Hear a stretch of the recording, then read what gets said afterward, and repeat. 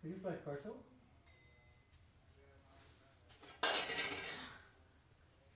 He's coming in, he said 2 minutes. One, Vijay. Okay. For Mridanga. He's gonna play Mridanga. I hope.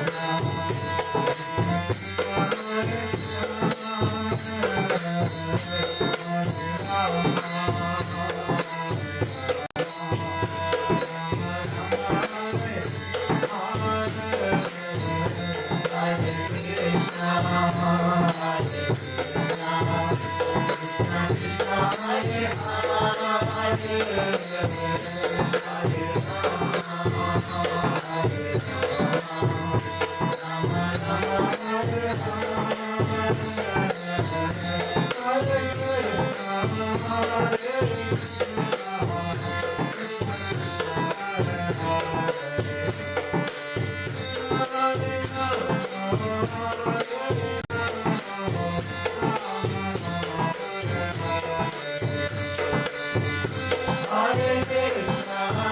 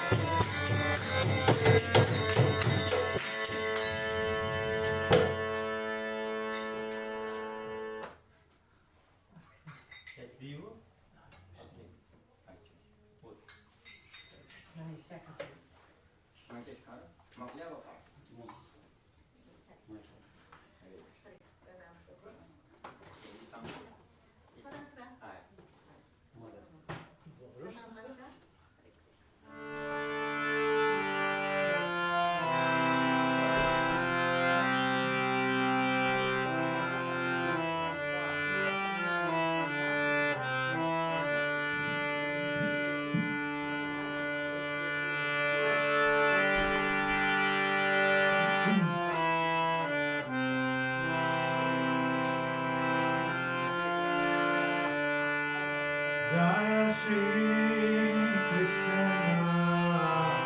Chaitanya Prabhu Nityananda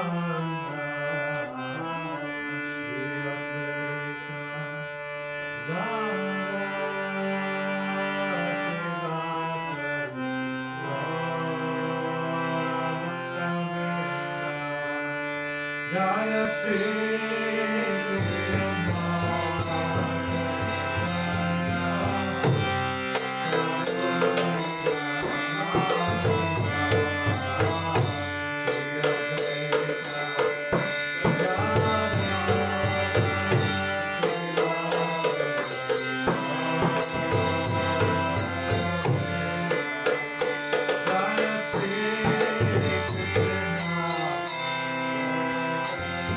Jaya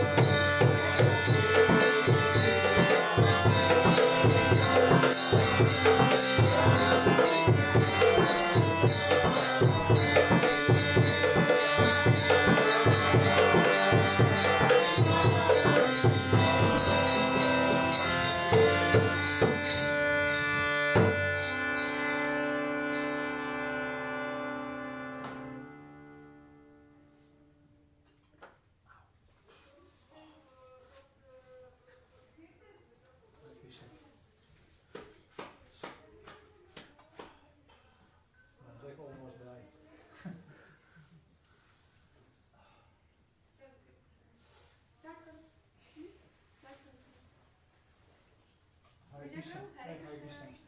Hare Krishna. Maar misschien kan zij zijn als niemand is. Oh, hierna? Zo Ik even doe nog alleen. eentje. Ik doe nog één. Is goed, is Ja. goed. Mooi. Ja, dus jij kan spelen, dat is mooi. Kan je ook Mridanga spelen? Nee, nee. Dat... Nou, maar hij speelt voor jou, of nee? Kan je doen? Laat het zien. Kan je doen? Mridanga? Kartel, wel. Maar wie speelt er nu kartel? Oh, je speelt wel goed. Dan let ze liever niet op de grond. Kijk of er niemand is die niet kan spelen. Wat is het rustig, hè? Iedereen is natuurlijk naar Londen, hè? Iedereen is naar Londen. Oh, oké. We hebben voor 80 mensen geteld. Ik denk dat dat te veel is. Dus iedereen moet nu voor 10 eten. Ja. Er zullen vast nog wel mensen Can you komen. follow what I said? Oh, you speak English? English. Now we cook for 80 people, so you will have to eat for 10. 1, 2, 3, 4, 5, 6, 7, yeah, even more. So I hope you're prepared for that.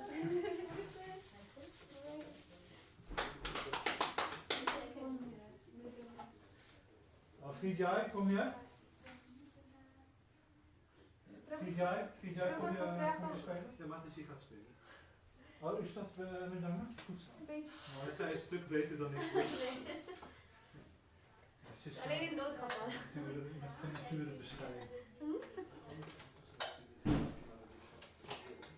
Ja, is goed.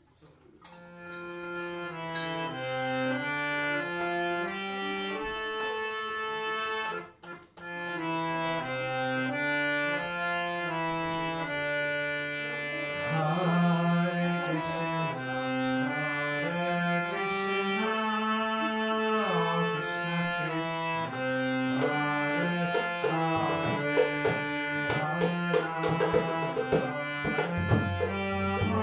Hare. Ietsje minder snel. Ietsje minder snel. Langzamer. Als ik begin moet ik altijd even maar hij moet ietsje minder snel beginnen. Oké. We bouwen hem wel op. Hare Krishna, Hare Krishna, Krishna Krishna, Hare Hare, Hare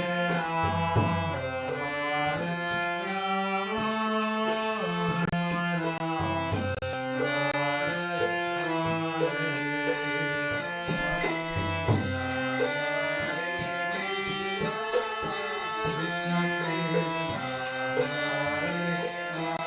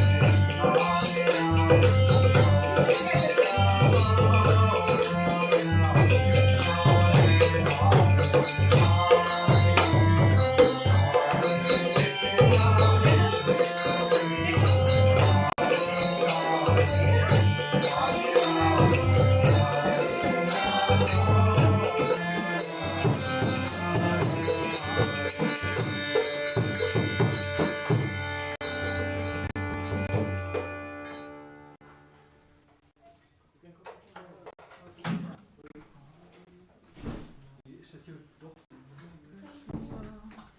Ze mag spelen als ze... Zij mag spelen als ze... Wil je hier zitten of wil je daar? Mag het niet aan? Ja, het is makkelijker als je hier zit.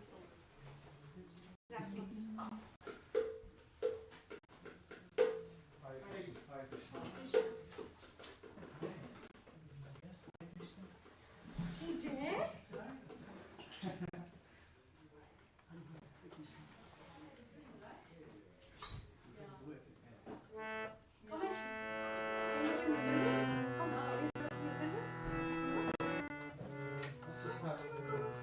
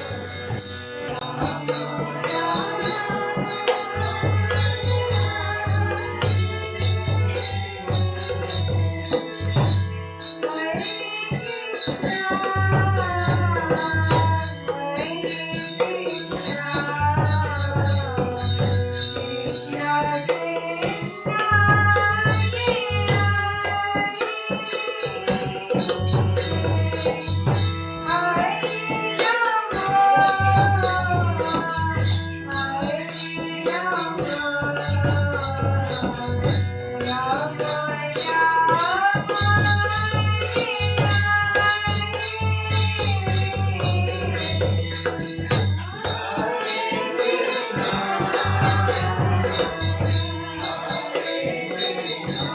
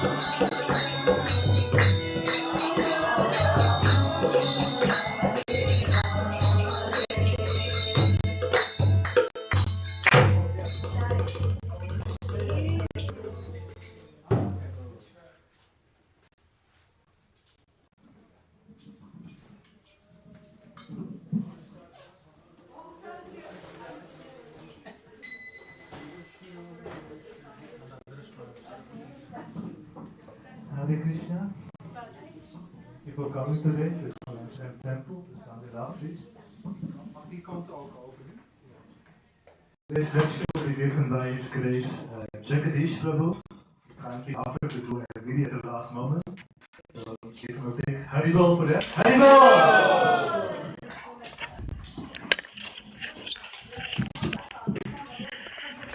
Yeah, so spontaneous. So don't be too sick. I convinced Vijay Prabhu that I should do it. So okay.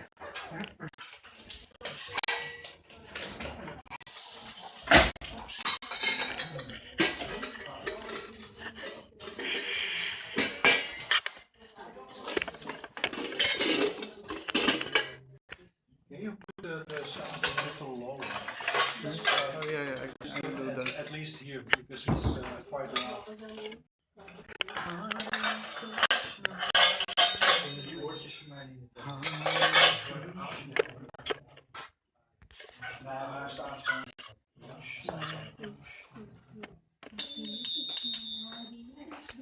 Okay, so yeah, first we sing some prayers.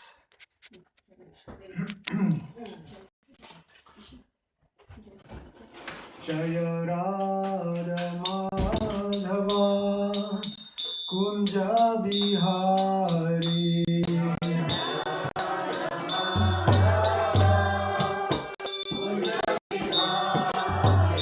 Jaya Radha Madhava Kunja Bihari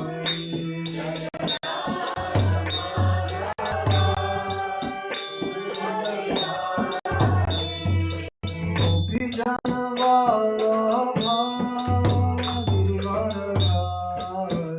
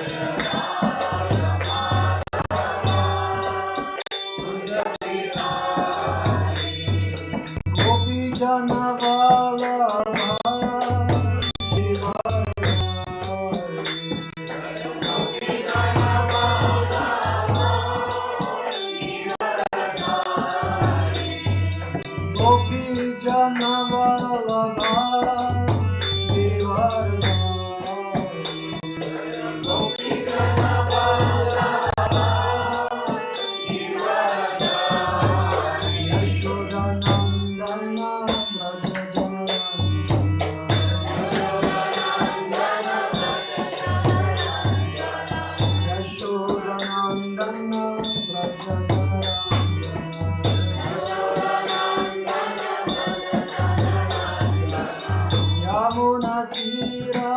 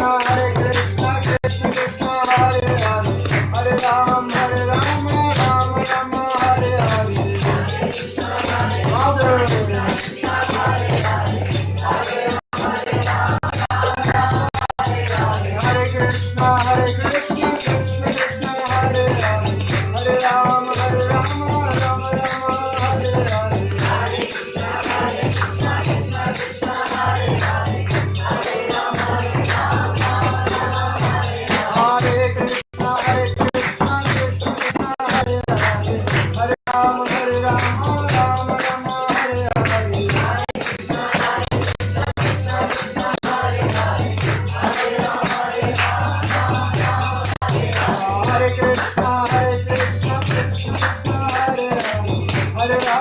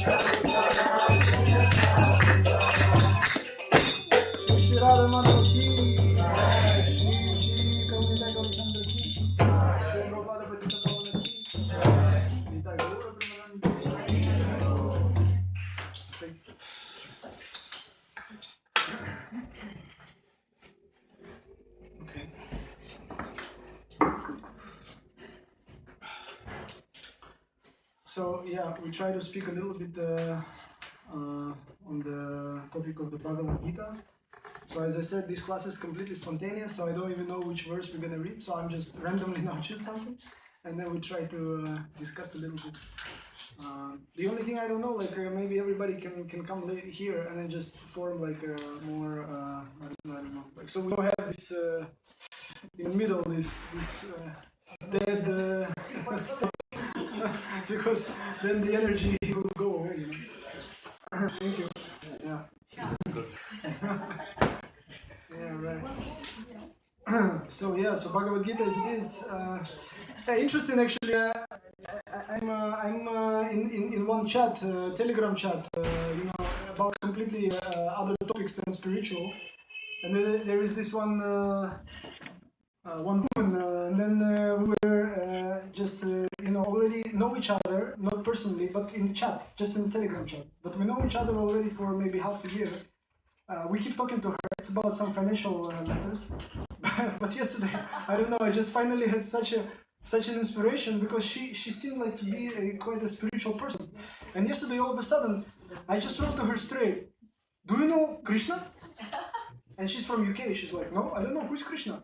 She was so like sincere in this. And then I said, Krishna is the Supreme Personality of Godhead, and actually, you are very unfortunate that you still don't know him. And somehow I felt this inspiration that I should actually, let you know about him, that actually, he is the Supreme Personality, and you're actually, do you know that you're not this body? And then I just started like this preaching to her. And she was actually very nice reciprocating. She's like, oh, wonderful. Looks like something that maybe I was looking for. So, where can I find out more about this, And then I said, yeah, you have to read Bhagavad Gita. And then she said, yeah, where I can buy it. And then I sent her this Amazon link where she can order Bhagavad Gita. So yeah, so we are fortunate enough. We already know who is Krishna, so at least we know that he is the Supreme Personality of Godhead.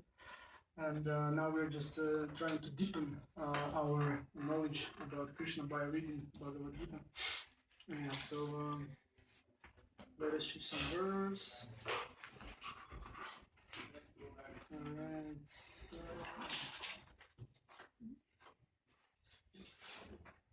Okay, so I chose. It's the 7th chapter, which is called Knowledge of the Absolute. And can you raise your hands? Who is here for the first time today? Anybody? Oh, okay, so we got quite some few people who are new. That's nice. The only problem is that recently we noticed that there are like quite many people, new ones are coming, but at the same time I see that the old people stop coming. So it's like we have new people keep coming in, but less old people, which is also Okay, anyway. So Bhagavad Gita is the book which was brought to the West by our founder Acharya of this movement, which is called ISKCON, International Society for Krishna Consciousness, and his name is His Divine Grace A.C. Bhaktivedanta Swami Srila Prabhupada. and he's sitting there on the Vyasasan for those of you who are new. Yeah, so the interesting thing about the book, the Bhagavad Gita, so before he came to the United States, there were already many versions of Bhagavad Gitas that have been translated. But what is so special about the version of Bhagavad Gita that actually he brought is because before him there were about a few hundreds of different interpretations and translations. But what makes his books different is that only his books were able to actually change so many people's lives. Yeah, so they were able to create such an impact. Because before, people would read Bhagavad Gitas, but not really anything would be happening so much. And with his books, this movement has become turned into a mass adoption. So many people found out about Krishna all over the world, and actually so many people changed their lives. So that makes his books so special. And then today we are reading from one of his books, which is the Bhagavad Gita, as it is called.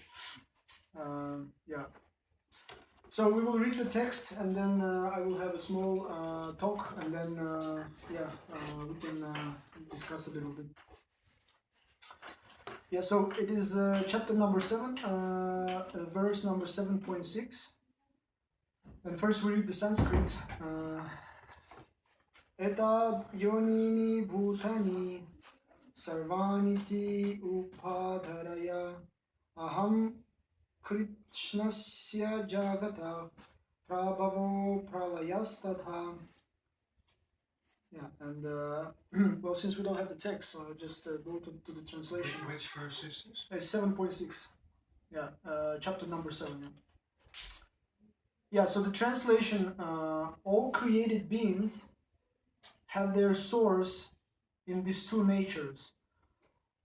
Of all that is material and all that is spiritual in this world, know for certain that I am both the origin and the dissolution. So this is Krishna addressing Arjuna. So he's telling him this. Yeah? So this is his what he speaks. And the purport by His Divine Grace A.C. Bhaktivedanta Swami Srila Prabhupada Ki. So everything that exists is a product of matter and spirit. Spirit is the basic field of creation, and matter is created by spirit. Spirit is not created at a certain stage of material development. Rather, this material world is manifested only on the basis of spiritual energy. This material body is developed because spirit is present within matter. A child grows gradually to boyhood and then to manhood because that superior energy, spirit soul, is present. Similarly, the entire cosmic manifestation of the gigantic universe is developed because of the presence of the super soul, Vishnu. Therefore, spirit and matter, which combine to manifest this gigantic universal form, are originally two energies of the Lord, and consequently, the Lord is the original cause of everything. A fragmental part and parcel of the Lord, namely the living entity, may be the cause of a big skyscraper, a big factory, or even a big city, but he cannot be the cause of a big universe. The cause of the big universe is the big soul, or the super soul, and Krishna, the Supreme, is the cause of both the big and small souls. Therefore, he is the original cause of all causes. This is confirmed in the Katha Upanishad 2.13. Nitya Nityanam Chetas Chetananam. So once again we read the Sanskrit, the translation, and then Sanskrit and the translation. Etad yonini bhutani sarvani ti upadharaya aham krishnasya jagata prabhavo pralayastadha. All created beings have their source in these two natures. Of all that is material and all that is spiritual in this world, know for certain that I am both the origin and the dissolution. Okay. Right, and now usually we chant some prayers before I try to say something. So, Om Jnana Tirandasya Gyananjana Shalakaya Chakshurumilitam yena tasmai Shri Gurave Namaha Shri Chaitanya Manobishtam Sthapitam yena bhutale Swayam Kadamayan Dadati Svapadantikam Vandeham Shri Guru Shri Uttaraparakam Shri Guru Vaishnavamscha Shri Rupam Sagrata Sahagana Raghunatham Vitantam Sajivam Sadvaitam Savadhutam Parijana Sahitam Krishna Chaitanya Devam Shri Radha Krishna Padam Sahagana Lalita Shri Vishakamitamscha He Krishna Karuna Sindhu Dinabandho Jagatpate Gopisha Gopika Kanta Radha Kanta Namostute Tapta Kanchana Gaurange Radhe Vrindavaneshwari Vrishabhanu Sutta Devi Pranamami Hari Priye Vanchakalpa Tarubhyascha Kripa Sindhubhyaeva Patitanam Pavanebhyo Vaishnavebhyo Namo Namaha Shri Krishna Chaitanya Prabhu Nityananda Shri Advaita Gadadhara Shivasari Gaura Bhakta Hare Krishna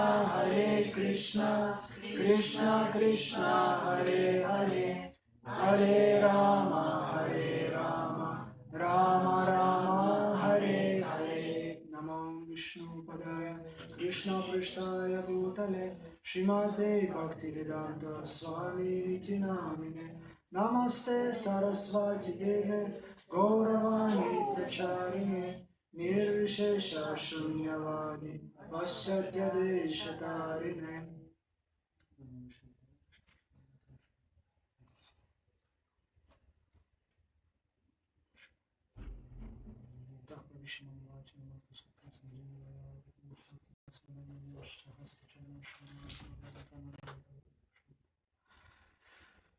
Hare Krishna. Well, I don't know. I hope I did not offend all the new people that came and then they left as soon as I started speaking.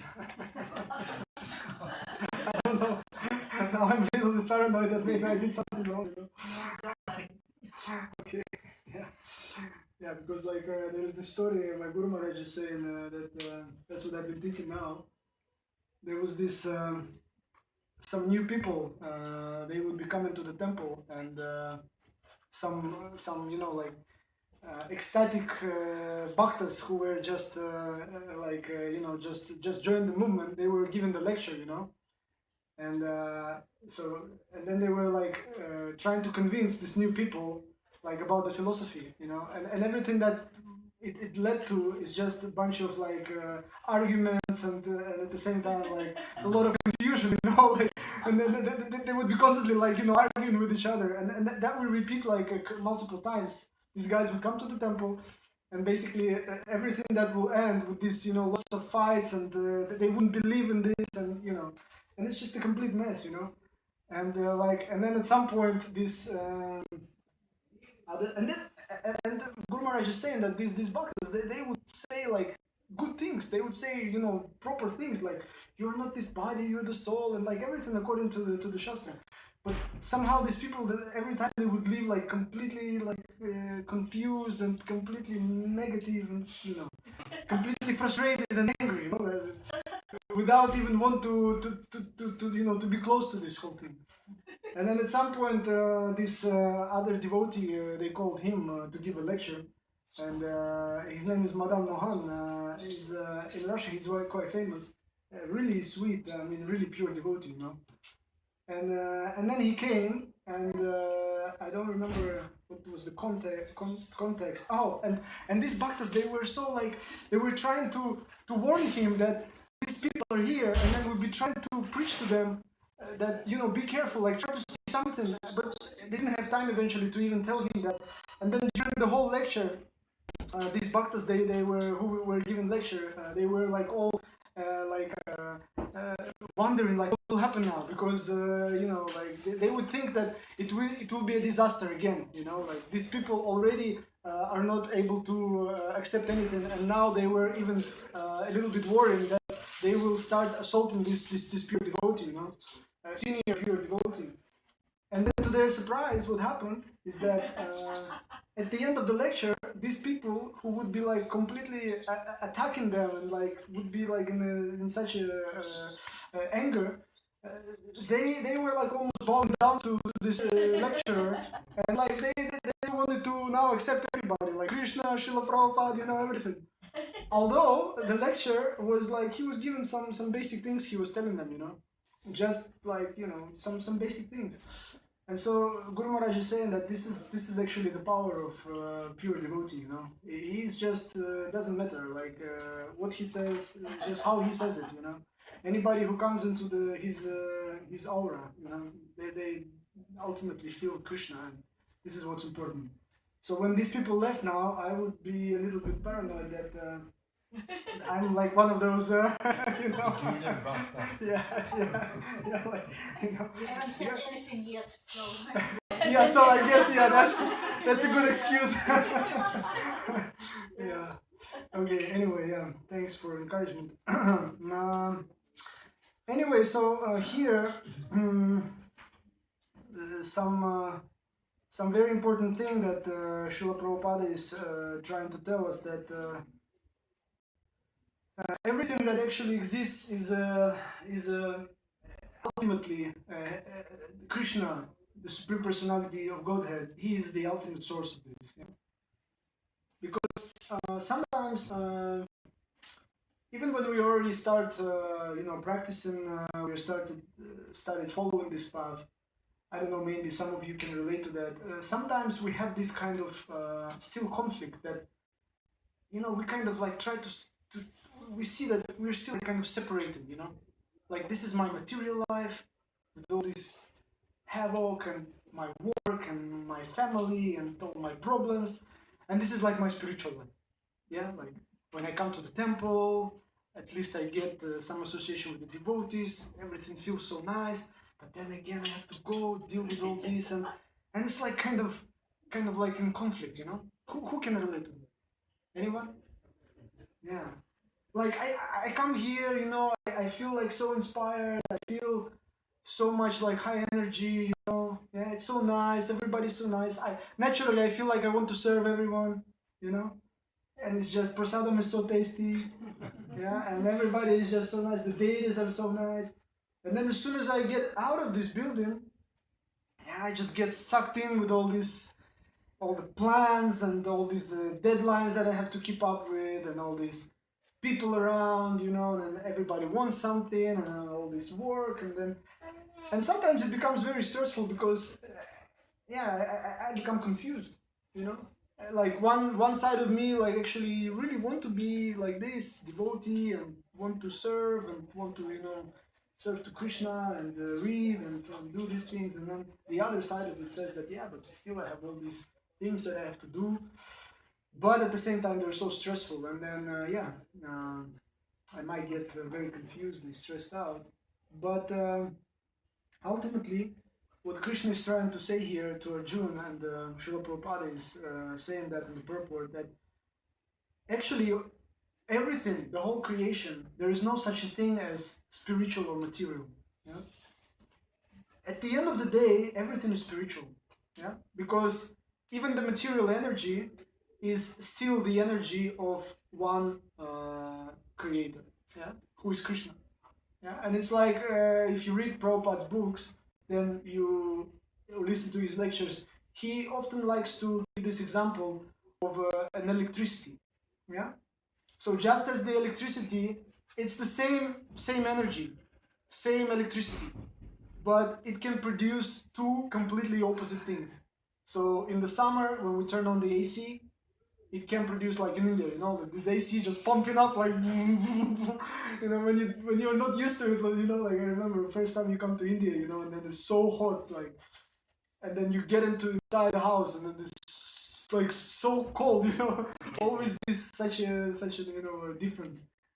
So, but it's the same energy, so it can produce this crazy cold, but at the same time, the same electricity, like here in Holland, when it's, it's not getting too cold here, of course, but still, even in the winter, it's getting cold. Like the same electricity is warming up us, right? So it's actually the same electricity. It's not that we use one electricity for one thing and another electricity for another thing. Yeah? It's the same electricity. So the same thing here. So Krishna, as a supreme source, as a supreme personality of Godhead, and the actual source of everything, everything emanates from him. Yeah. So it's the same energy that can have this, which is spiritual and which is material. So yeah, that is important to understand. However, at the same time, we need to realize that the material energy, yeah, it is still inferior to the spiritual energy, yeah, because ultimately the material energy, and Krishna also says that in the Bhagavad Gita. He says to Arjuna also, he says that Mayadhyakshena prakriti suyata sucharacharam, yeah, so that my prakriti, or my material energy, it is actually under my full control. Yeah. So what does it mean? That means that, and at the same time, he also says this other verse that we all probably know, at least those of us who went to this Bhakta program, because these are the verses that we are supposed to learn by heart. Is that Daivihi Esha Gunamai Mama Maya Duratyaya. Yeah, Maya, what is it? Mayam evam, no.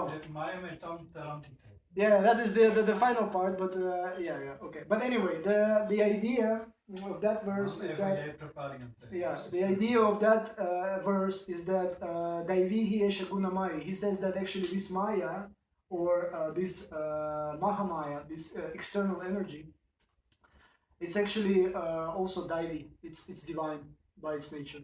So he once again supports this, yeah, that this material energy is still my spiritual energy.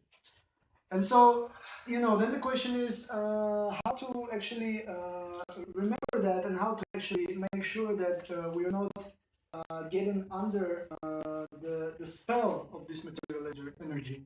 Because at the end of the day, what does it mean? What is Krishna consciousness? Krishna consciousness is that every moment we actually are aware that we are, as it is said here, part and parcel of Krishna, and we are actually made of the spirit. Yeah. So because we are made of the spirit, our main occupation should be to actually try to act and live as a spirit. Yeah, which is, of course, now here, once we are conditioned in this material world, it's not always easy, because we have so many other things to deal with, and ultimately,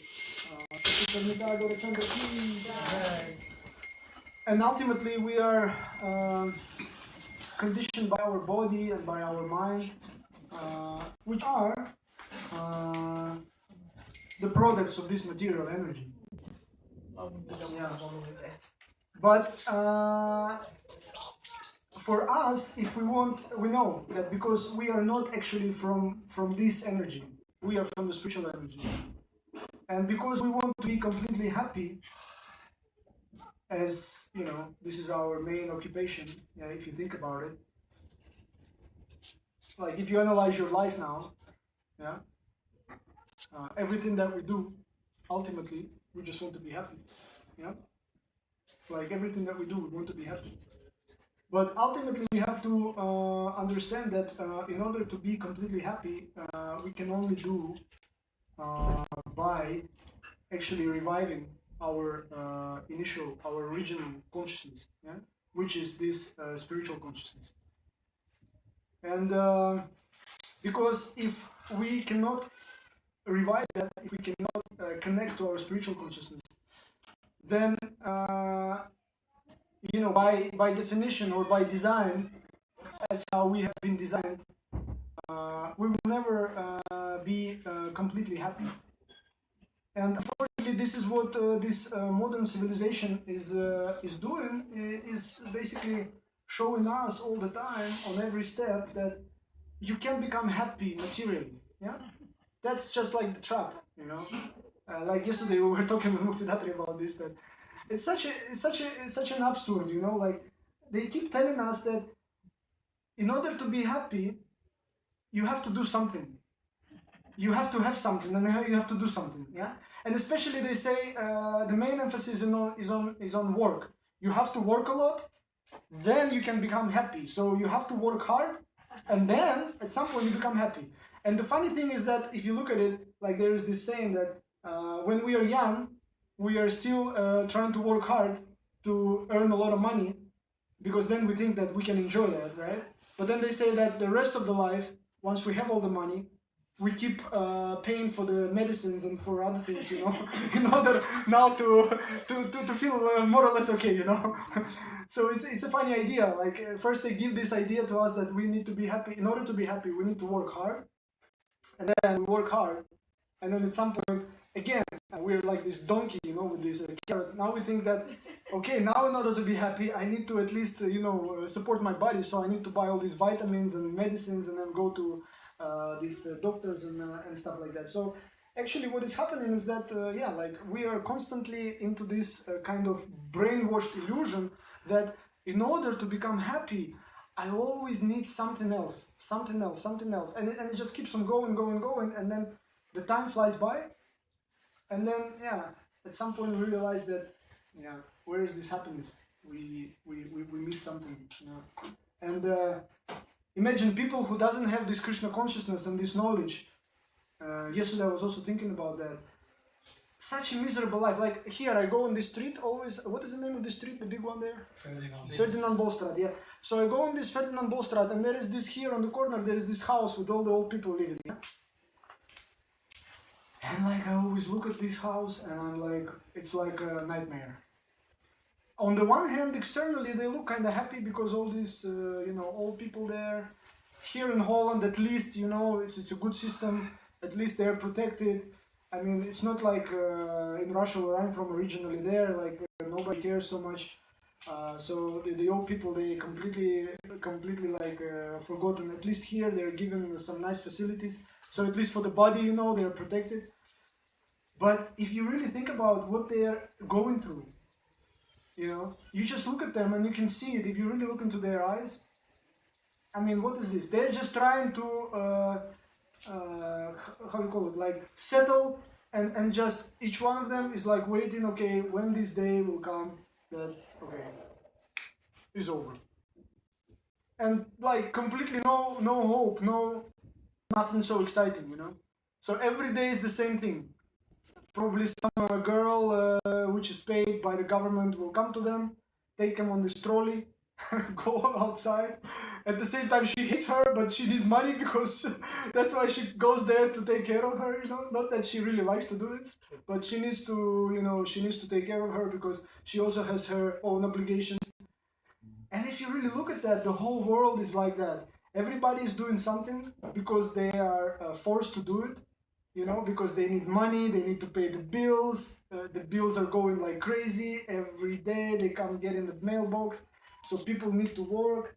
And then the work they do, most of the times, they hate the job because according to the statistics, it's also Europa statistics, almost like 75% of the people who are working, they hate their jobs and they feel completely disconnected from what they do. And you can actually feel it.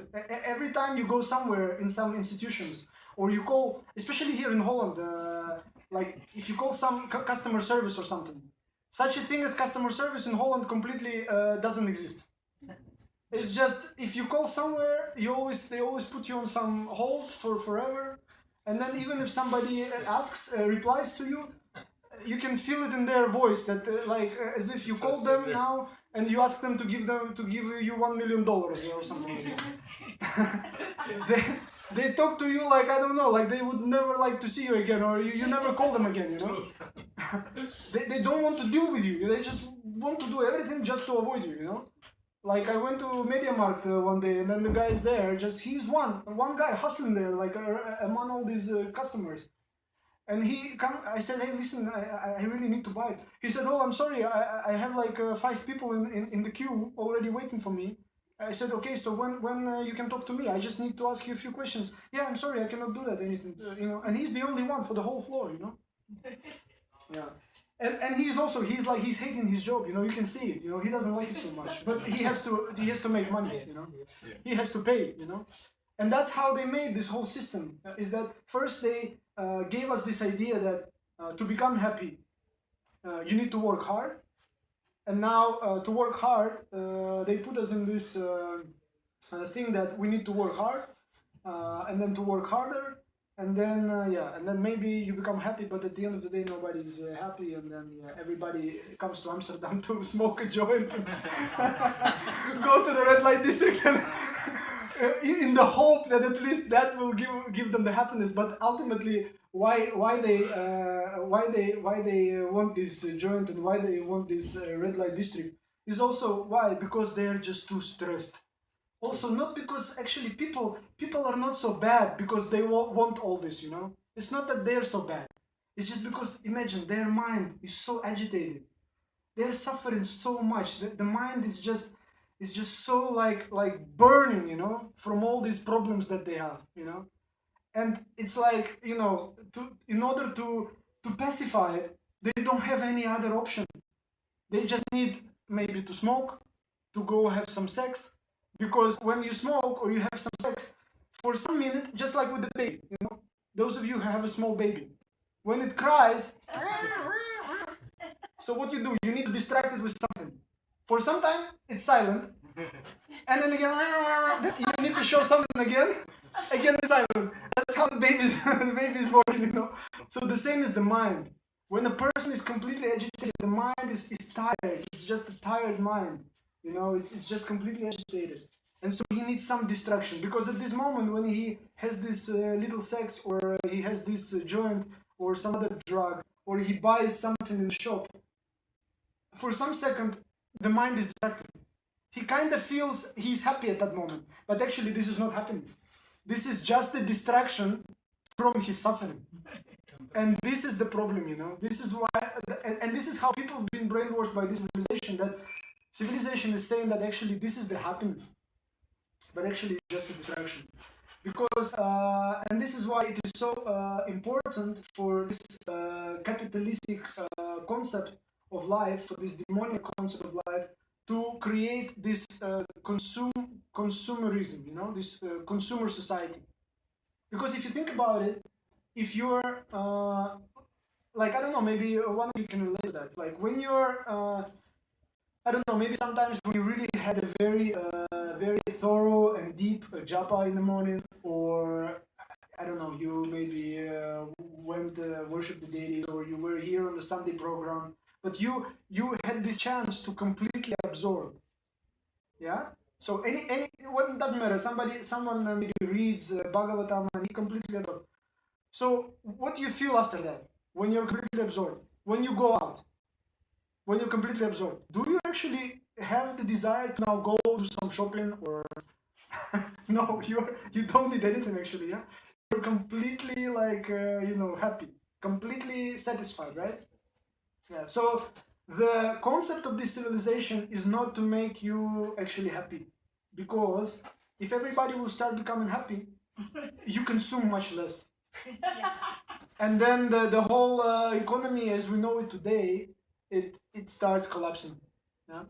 So it's not in their interest. So they have to come up with all different kinds of ideas. Yeah, and then imagine going back to those old people that also I'm thinking always. I mean, they're sitting there and waiting for the end of the days, and at the same time, I mean, the mind is still there. The mind didn't go anywhere. The mind is still young. The body is old. They can't do much, but the mind is still producing all these countless ideas and desires, you know. And imagine what kind of emotional state they're going through, because you're sitting there on this, especially those who are already handicapped, and you're looking at some things, you know, and you still have all these desires, but you cannot even close to fulfill them. You don't even have an opportunity to fulfill them anymore. And imagine what kind of lamentation they're going through. And it's such a terrible emotional state. And imagine, and then ultimately in this emotional state, the majority of the people go to another life. And then they have to get this other body, and then again they have to pursue these ideas. So, dear devotees, what is the outcome of this? So, what is the way out of all this? There is a way out, and the way out is that we have to very seriously take shelter in this process, yeah, of Krishna consciousness, and also many people think it can be different. Many people think, even those of you who are already sitting here, some of you would think, okay, I already took it seriously, I'm coming here once in a while, I'm listening, and this is good, this is definitely already, you have this opportunity. But according to our acharyas, according to Srila Rupa Goswami and other acharyas, if we really want to start with the spiritual life, we have to get the initiation from the bona fide spiritual master. Yeah? Because Srila Jiva Goswami in Gopala Champu, yesterday I was reading that, he says that, he compares this, he says that, when you're sleeping, yeah, you might have also all kinds of different activities in the dream, and like your life could seem like a very active life. You have so many other things, going on, and you already can think that, yeah, I'm already, very active.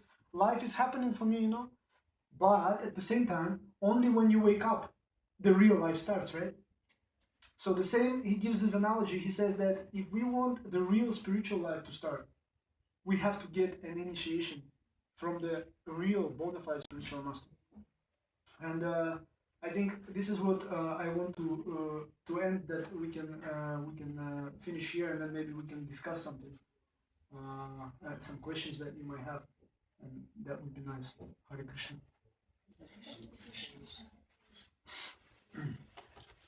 So questions. So any questions or comments? Yes, please. I have some comments. Roxana.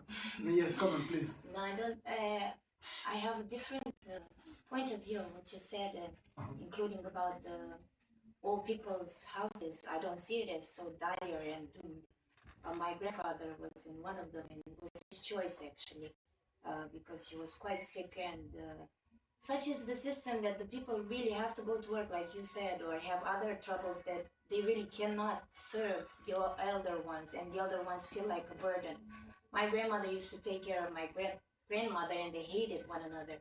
And I think it would have been better if the old woman was in a place where she was tended to and with other older people. So I don't see this situation as black and white. I would not generalize it, first of all. And also, I think it's good, in a way it's good, than to have old people on the streets or old people hated by their own family or as a burden. Yeah. I got your point. And the second one is sometimes I do japa meditation and I go shopping because that's what I want. That's what I feel, honestly. I want to give something to my body, to just the sense of having something material. I've got nothing against material stuff. Yeah, so let me address this. So first of all, the thing with the old house, old people house, I was not trying to say that actually I said this is good, that the government is taking care of the people, So it's nice that they have this such a facility. I was just giving you my example because this is the only place where I really meet these old people, because I always go on the street. That's why I was referring to that example. But the point was that the person without Krishna consciousness, at the end of his life, the only thing he will have and experience, again, there are exceptions, but the majority of them are going to be like that. But what do you mean like that? That sounds very condemning. That's how I feel it. I feel like that's another point that I wanted to raise. It seems a bit condemning of the world, and honestly, I don't like it personally when we start condemning the rest of the world because they don't know about I'm not condemning, I'm just stating the fact. Let me finish. Who are we to state facts? Because again, we're generalizing, and again, we're creating a separation, us and them. And I think, first of all, we're human beings. That's why we took this body. And second of all, that I am higher, you are lower, because I'm with Krishna, you're with Christ, or you don't know about Godhead and this.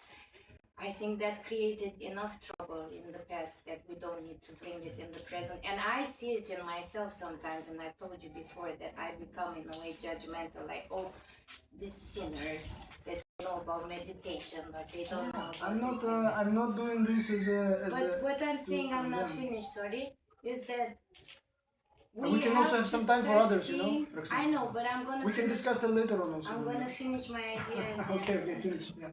we can escape from it. So what I'm saying is that I think it's good to start seeing more positive a little bit, not as doom and gray and the world is coming to an end and everybody's a sinner. That's all I wanted to say, just to implement a little bit of a new perspective of Sure. not judging and what a bad person you are, but like we can do this. We actually can do this. That's all I wanted to say. Sure, thank you. I didn't mean to condemn or doom anyone. I'm just repeating the words of our acharyas and Srila Prabhupada and my own observations. So, yeah. Okay. Anyway, anybody? Yes. I'd like to also add something to that. I don't have the impression at all that you were condemning anything or speaking about those people. I think he was giving an example of what is material consciousness. He used the example of the old people's house, where most people who find their enjoyment in material life only, when they come to the end of their life, all these perspectives that they normally have, they disappear. And that's a very realistic thing. That's not condemning or being negative. That's very realistic, and that is something that when you educate spiritual life, it's very important to make people realize But we live in that such, the real pleasure is actually in the spiritual world. we do live in a modern time, which is kind of different than 1,000, 2,000, 20,000 Now, years the ago. reality of life is exactly the same. That's the point. Yeah. I think The it's, reality of our reality of beings who came to the material world is exactly the same. and I think we become higher, and we reach that higher consciousness through materiality. Actually, we cannot deny it. That's why we took this body. But that is Roxana, my but that is opinion. another point, yes? Yeah, And exactly. we can discuss it later on, yeah? Okay. Sure. Anyone else would like to maybe discuss something or some question? Or... Yes, madam. When we start saying that, you know, that Krishna says that everybody is me and me is everything. Uh-huh. So when we also says that I feel that, you know, there are good people, there are bad people, there are really bad people, and then I'm like, what are they supposed to do? Like, we always see the level increasing in, you know, something bad happening, and I'm like, why God want it in the life of somebody or anybody? Okay. So the question is why God allows some bad things to happen? Yeah, or- because we say that Krishna says Yeah. that I am the doer, I do everything, I plan everything, it's organized by me. So yeah. Yeah, well, Krishna also says in Bhagavad Gita that although he is the source of everything, at the same time he does not have any interference with what is happening. Yeah, so he can interfere, of course, if he wants to, because he is God. It's like, but at the same time he is beyond all that. Yeah. So he has created this, because ultimately, if we look at this world, it's like, you know, one of these lectures, when Prabhupada was giving the lecture, I think Sachinanda Swami is saying that, or someone else, I don't remember. Prabhupada would give a lecture, and then at the end, these are new hippies, you know, one of them would raise the hand and ask, so then why Krishna got me into all these problems and all this Maya, you know? And Prabhupada would be very, very blunt. He said, it's not Krishna, it's you who got yourself in this trouble, you know? Because ultimately, who is Krishna? Krishna is, he is the Supreme Personality of Godhead who just lives his life, enjoys his life, plays all the time, but at the same time, he is so loving and so merciful that he reciprocates with your desires. And one of the desires of us as a living entity, as a soul, at some point was that we became envy. Yeah, we suddenly wanted to experience life on our own, be basically Krishna. And imagine how merciful and how kind you have to be and how detached you have to be, because you're a parent, right? You have kids. Yeah, I also. So sometimes I'm thinking like, sometimes you know that sometimes in order for your child to learn something, you have to step out. Yeah, and even sometimes you have to get him into some trouble to be able that he learns. What Krishna did exactly with this material world, because ultimately this material world also has been designed as a reciprocation of Krishna with us of our desires. Because at some point we were like, okay, so Krishna, I want to independently enjoy. So the taster, the whole thing, started, developing here, and now we're all here. We are enjoying. Yeah, and still, even that, if you look at it, imagine how not merciful, but how, what is this word? I forgot this word, but how great he is that even looking at all this magnanimous, yeah, exactly. Even look at all this crazy house, which is actually happening now in the world. Actually, he's still maintaining that. Yeah, because even at some point, even if he stops maintaining that, that's finished. People think that, yeah, I'm the doer, I'm the maintainer. All these governments, of course, yeah, but ultimately, as it is said here, ultimately Vishnu is maintaining everything. If Vishnu steps out tomorrow, game over. It's going to be a complete havoc. So answering your question, is basically, it's not that Krishna is allowing that because he doesn't care or something like that, but he's just giving us the opportunity to experience what we ourselves wanted to experience. And if you actually look at it more closely, at your life or life of others, at the same time, although he designed this world as if we are independent, kind of, yeah, giving us this kind of like opportunity to be independent. But if you really watch carefully, you will see that still at every single moment he is trying his best to create all these situations that we would start thinking that there might be something behind this. Someone has to actually maintain all this. It cannot just go on like that on its own. If you even use a little bit of intelligence, the problem is that many people, they will never think about that. They would still think that, yeah, everything is just done by my own power or something like that. Yeah. So did that answer your question? Yeah. Okay. So and then the last maybe. Yeah. Also, I heard one element in the question about why these bad things happen. The simple answer, I don't know if you said it, is karma. Yeah, of course, karma. That's what it It's is. the reactions of our previous our deeds in previous lives. Yeah, the law of karma. Yeah. That Okay. is not Krishna's. Well, you said that Krishna is not responsible for that karma. Yeah, exactly.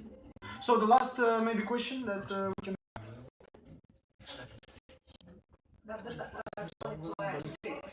Right. Free will, because if you understand your karma, you can use it to your own benefit. So I can look at my karma and say, oh, I'm so unlucky. Yeah. So even that is the mercy of God. Exactly. That He still gives a chance. Exactly. So without that, I couldn't make an experience. I would just blame everything and everyone outside me, which seems to be a bit the disease of our society, right? We tend to blame. Yeah. So Yeah. The But then nice also- thing about the karma system is actually that there is, we should be happy with that there is a reason for our suffering and that we can ultimately find it in ourselves. yeah. So it's It's- not that. it's not just like happening. a Okay. destiny. It's not just happening to Yeah. us. She has the one question. Yeah. Yeah, what also bothers me is whatever I am doing in, let's say, we say that we get results from our karma of our past lives. But what is the point to give you, a punishment in a life where you don't know what you did in your past? So why it happens? Let's say why we say that it is because of your past life maybe. But in this life I haven't done it, and I don't know what I have done. That's a so good that point. I can change, then Yeah, but that's why exactly. Yeah, but that's why exactly you have now the chance to correct it. yeah. So this is the beauty of this knowledge, is that you are always able to get out of it, and the only way you can get out of it is not by the pious activities, like in general Hinduism will tell you. Yeah, that is what makes it also different, just general Hinduism and also Krishna consciousness, is because with Hinduism and with the Varnashrama system, you have to go another life after life after life before you clear out all these things. Whereas with Krishna consciousness, if you take this sincerely and you actually follow the path, accepting the Guru and following everything and chanting the holy name purely, you can get out of it like that immediately. Yeah? Doesn't matter what you have done. That's what Krishna says. Yeah? Sarva dharma parityaja mamekam sharanam vraja. Yeah? He says abandon all these things. All this, whatever, Hinduism, Varnashrama system, whatever. And at the end, okay, very quickly, I'll just tell you this very beautiful story that I heard from my Guru Maharaj. In Nepal, there was this guy. He was very, very successful materially. He was like making a lot of money, a lot of fame, and this and that. And his father, and at some point, he got attracted by these Krishnaites, yeah? So they gave him the book or something like that. And and then naturally he got so much attracted by this, yeah? And then for him everything became like completely meaningless. Yeah, he just stopped with his career, everything. He just got completely into the Krishna consciousness. And he had a father. A father, of course, became so upset about that. You know, like parents regular with the material consciousness, they don't like when their children like do these things. You know, they think that this is not the way. And the father became so upset. He was so like chastising these Krishnaites and everything. And then, but at the same time, this son, he would always come to his father and just tell him like, "Hey, father, please," like he was preaching to him, you know. And then what happened is that father was quite old, and this is a real story that happened actually a few years ago. And then the father, he became ill. He was very old. He got very sick, very ill, and he was already like, dying. He was on a deathbed basically. His son was sitting next to him, reading the Bhagavad Gita, chanting the rounds with him, you know. And at some point, father, started going out, like, so he's leaving the body, yeah? And then he left the body, all the symptoms were there, yeah? He left the body, actually. And then at some point, he came back. And then he came back, and the first thing when he came back, he asked his son, "Give me japa." So, still old and still sick and stuff, and he gave him the japa, and he was chanting this japa, he said almost like non-stop, almost for like 24 hours. Just chanting. And then only he started asking him like, "Okay, so what happened?" And actually his father told him, "Well, I was already going out, okay, left. And then this Yamadutta came for me." He's describing, so he had this clinical death, like it's called. He said, "Well, Yamaduttas came to me, they started taking me, you know, and it was so like annoying and so embarrassing." But then he said, somehow, just out of the blue, "I remembered about you, his son." And he said to Yamaduttas, he said, "No, listen, my son chants Hare Krishna." And as soon as they heard that, they let him go. And then they said, "Yeah, we can't do anything." And then he said, "That's how I got here." And then he was so like, convinced now. He started chanting. And my Guru Maharaj, he would make this conclusion also when he was saying the story. He said that actually, I mean, for us, it is very important that we just chant. Because when we chant Hare Krishna Mahamantra, it's just so powerful. But of course, to make it really powerful and really active, you know, we have to accept the bona fide spiritual master, because that's when it starts really working like as it's supposed to. Yeah. Okay. So anyway, we end here. Thanks everyone very much, and Srila Prabhupada ki jai. Hare Krishna. Krishna, Srila Prabhupada.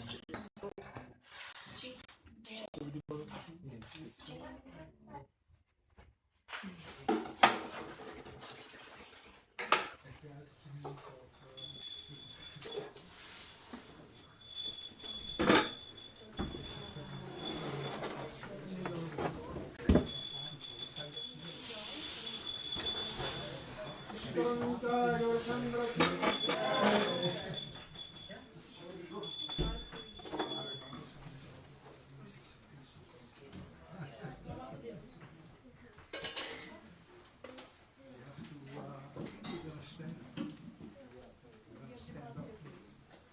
please stand up. We'll start at Arati. Shri आरती पे हम दामची गाची करेंगे. So which is nothing.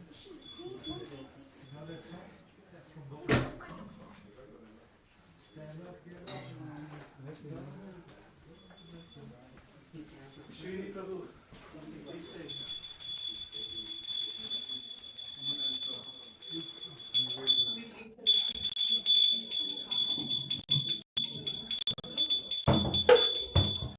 Jaya Karunanitai Jaya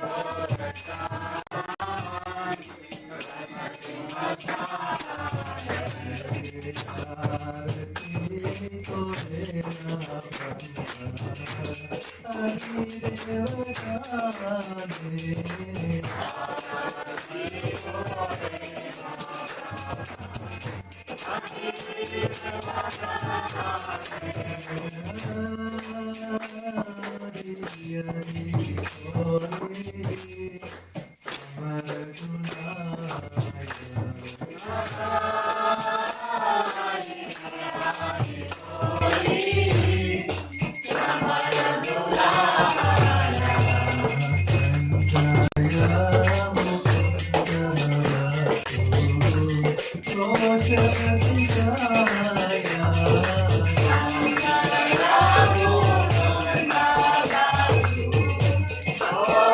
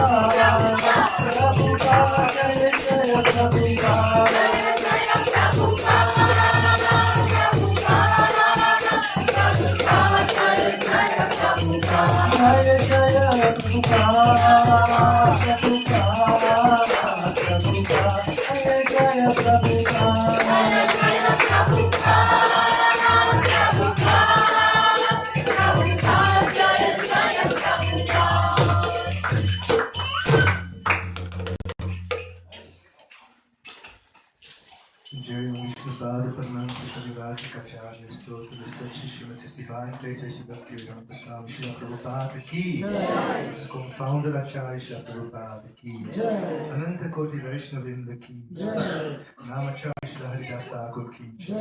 Prem se Ko Shri Krishna Chaitanya Prabhu Nityananda. Shri Advaita Gadadhar Shri Vasadi Gaura Bhaktivedanta Ki. Shri Radha Krishna Gop Gopinath Shama Kunda Radha Kunda Giri Govardhan Ki. Shri Karunanitai Gaura Chandra Ki. Vrindavan Dham, Mathura Dham, Dwarka Dham, Mayapur Dham, Jagatpuri Dham Ki. Ganga Mai, Jamuna Mai, Bhakti Devi, Tulsi Devi Ki. Samaveta Bhaktivinoda Ki. Naam Sankirtan Ki. Transcendentale boekdistributie Ki. ISKCON Amsterdam Ki. Itai Gaur Premananda Hari Hari Bol. All glories to the Assembly God. All glories to the Assembly God. All glories to the Assembly God. All glories to Shri Guru and Shri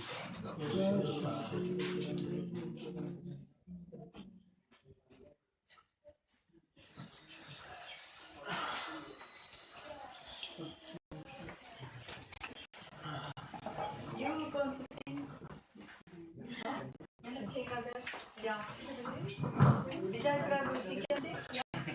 Yes, please.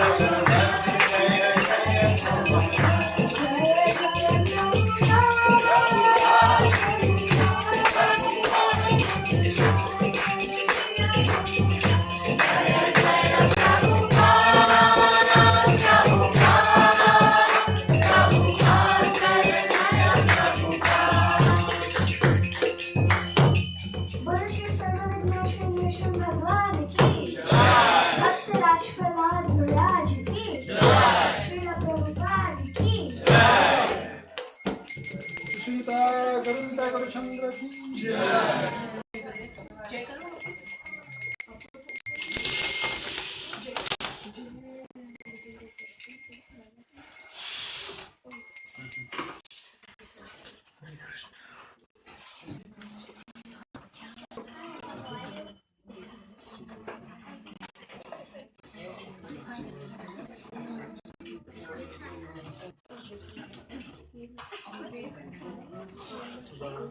So we will continue now with Tulsi Puja. Yes, but we did not because we have so much people at the time. So that's why we do it today again, this time. Next week we will do.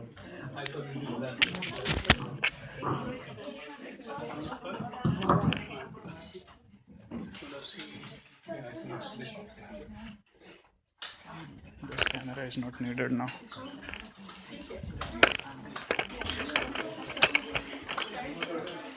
Thank you very much. I have a brand I think she needs a prasadam box. Okay. Take care of yourself, okay? Thank you for your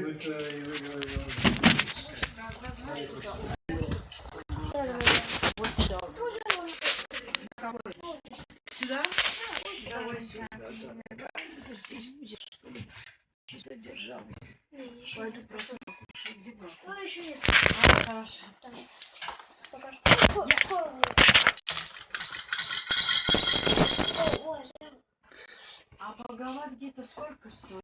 Он How much cost Bhagavad Gita? Just.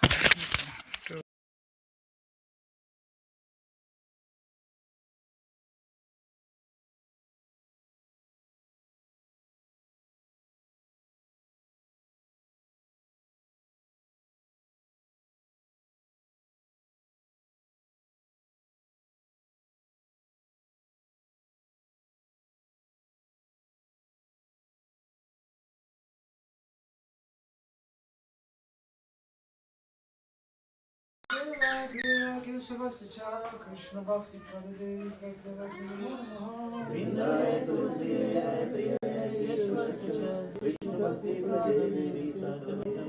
Shrimati Tulsi Maharani Vrinda Devi ki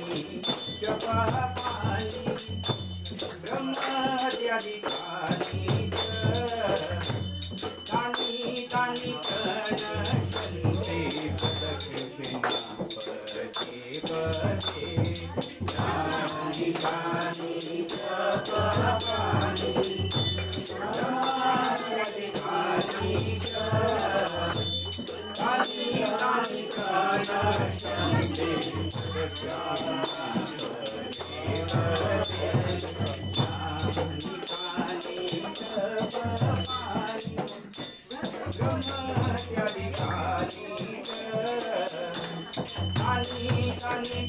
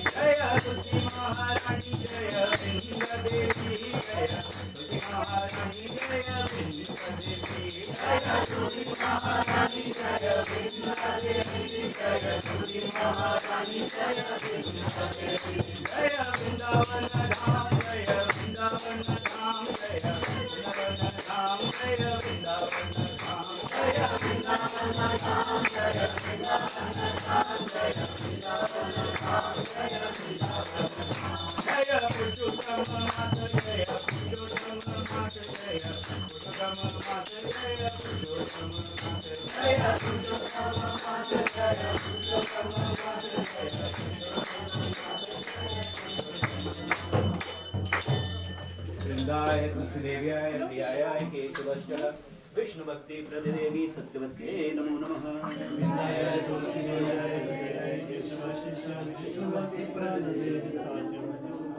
वृंदाय तुलसीदेव्याय प्रियायाय केशवश्च विष्णुभक्ति प्रदे देवी सत्यवत्ये नमो नमः।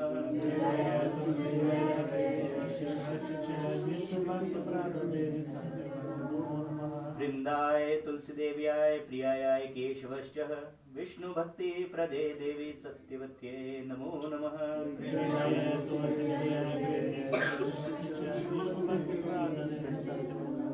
बोलो श्रीमती तुलसी महारानी श्रीमती वृंदा देवी जी की।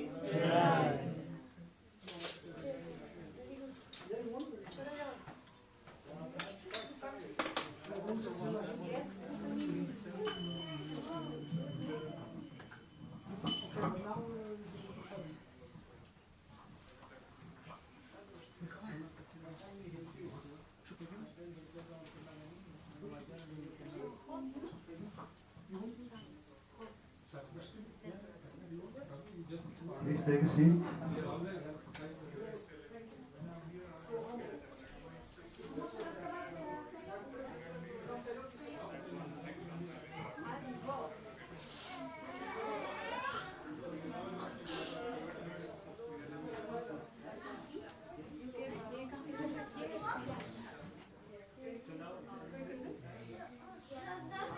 Oh, Hare Krishna.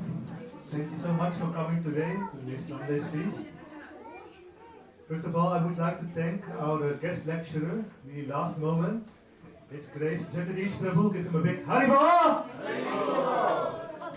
Cooks of today, Ashtasaki Mataji and team, Haribol!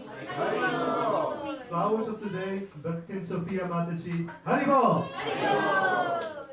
So are there any devotees today first time in this temple? Please raise your hands.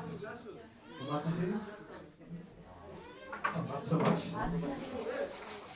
So we tend to give a small token of appreciation to our first time guests. So just a little, everybody. Thank you so much for coming.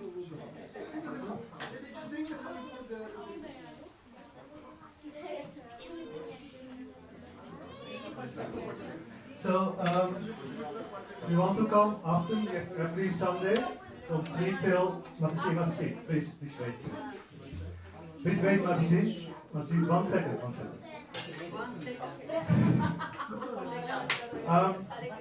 Every Sunday, if you want to keep up to date with our programs, please take a look on our website or subscribe to our newsletter. And we download disconamsterdam.nl or come to me, I will subscribe you. If you would consider some kind of donation, either small or big, whatever you can miss, we really appreciate it because our temple lives on donations, so really appreciate it.